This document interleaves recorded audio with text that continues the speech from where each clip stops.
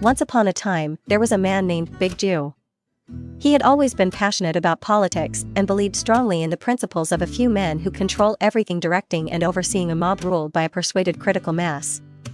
One day, he decided to use his wealth and influence to create a dystopia where everyone could live freely from redistributed wealth, but own nothing in return, and be happy as a slave without fear or judgment, since all on the undercast were servile by nature, due to a breeding program.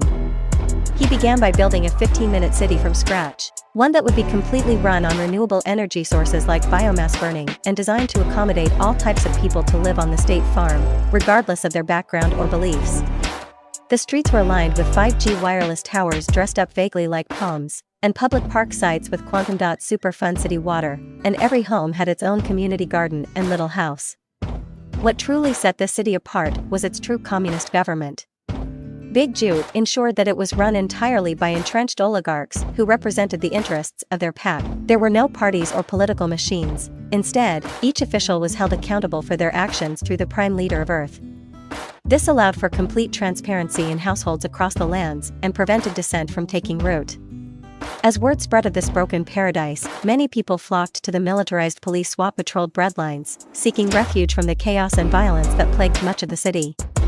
The victims came from all walks of life, including those who identified as LGBTQ+, transhumanists, and even cyborg human frog chimeras. With no tolerance for any alternative perspectives and experiences, tensions occasionally arose, but BeigJhew's riot suppression skills ensured that these conflicts were resolved by cooking up dissidents in cauldrons to serve in barbecue Pol Pot sandwiches.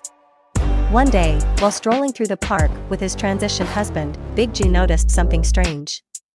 A group of gay, lesbian, transhumanist cyborg frogs were having an orgy with genetically engineered fawns.